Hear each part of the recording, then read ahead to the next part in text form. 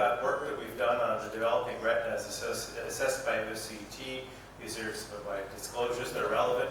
So you might ask, why are we interested in studying this question? Our hope was that we may gain insights into the pathophysiology of developmental disorders of the retina, in particular ROP. So let me talk about that. So most of our previous data actually on the developing retina comes from histologic studies, because previously we didn't really study preemies with OCT. So we kind of understand the developmental pattern of retina, the foveation process. And actually we recently published a paper in Progress in Retinal Eye Research, a review article on this topic. But fundamentally, as you go to a multi-layer retina, you see a thinning of the inner retina, a thickening of the very central retina, with a thickening of the outer retinal layers over time, and thickening of the perifocal retina overall. And so the point there really is that there's quite an evolution from birth to adulthood in terms of the fovea. So foveation is a very interesting process early on in development.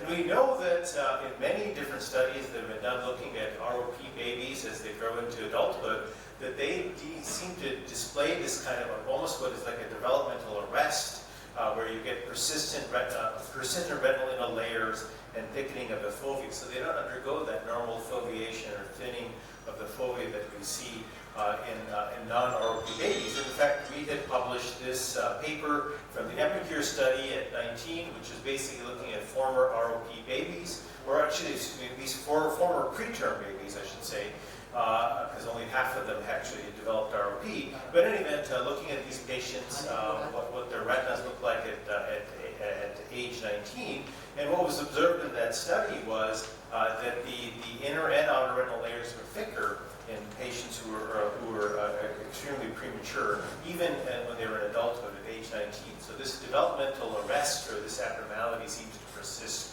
over time, and it's not a trivial finding, because this thicker inner retina was associated with worse visual acuity in this analysis. Now, this can also be assessed using OCT and geography, and this is a paper that we had published looking at former preterm infants. These were children that were evaluated at the age of 8.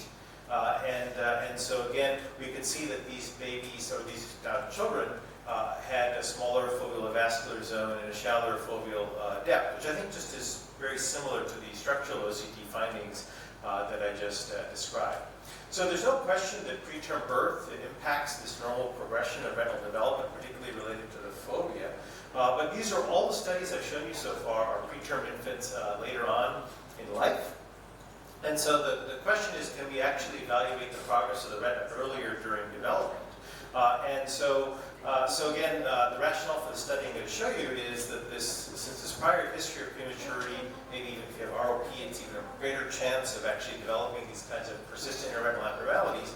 That appears to be an important risk factor for lack of retinal differentiation. And our hypothesis was that preterm birth or low birth weight can potentially affect important steps of the foveal developmental process.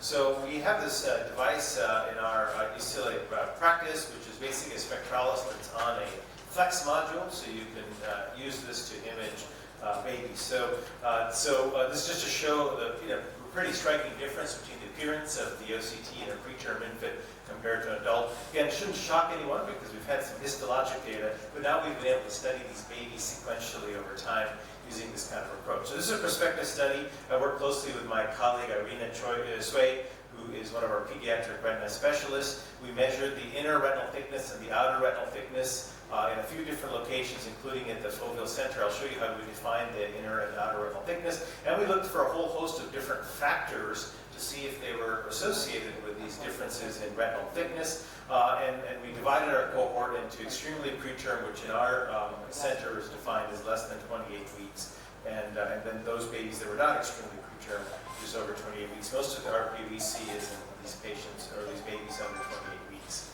And so again, this is how we separated the inner-outer retina. The inner retina was measured from the ILM to the outer border of the internuclear layer. So here you can see the differentiation between inner and outer retinal thickness. This is a very busy table, so please don't spend too much time trying to study all the numbers. I'll just essentially summarize to say that an extremely preterm column, this is the not extremely preterm column. What you can appreciate immediately is that the foveal inner and outer retina were thicker in the extremely preterm babies, and the parafoveal inner retina was thinner in these same babies. This is just to show the intervariable and multivariable analysis showing the relationship between these different factors that we consider gestational age, postmenstrual age, and birth weight, and these and the thickness. And the bottom line is postmenstrual age and birth weight were really the main predictors of the inner retinal thickness, and postmenstrual age was the main predictor of the outer retinal thickness. Again, this is the fovea that we're primarily concentrating on. This is just the same thing in the parafoveal region to show again that postmenstrual age and birth weight were the main predictors of inner retinal thickness, and postmenstrual age was the main predictor of outer retinal thickness. And this is just a correlation plot to show again that relationship between the thickness and the postmenstrual age. Let's get past that. So we also went to look at take advantage of the fact that we were imaging these babies at different ages and over time to actually start to reconstruct the developmental sequence at different menstrual ages. You can see the differences in the retina at these different postmenstrual ages. And this actually, I think, corresponds very well to what we've previously seen or known from histology. We see very early on that you have essentially a 2 to 3 layer retina, no essentially outer retina, really no recognizable photoreceptors. It's not until you get closer to term that you actually can start to recognize some evidence of photoreceptors. And it's really post-term that you can even see evidence of the ellipsoid zone or EZ band appearing here, and it's actually quite some time, several months afterwards, that we actually can see what appears to be a more normal foveal retina. So clearly, foveal development involves the centrifugal displacement of the inner retinal layers and the centrifugal migration of the outer retinal layers. That's why the central foveal retinal thickness decreases over time, whereas the outer retinal thickness increases. You can actually visualize the sequence using OCT.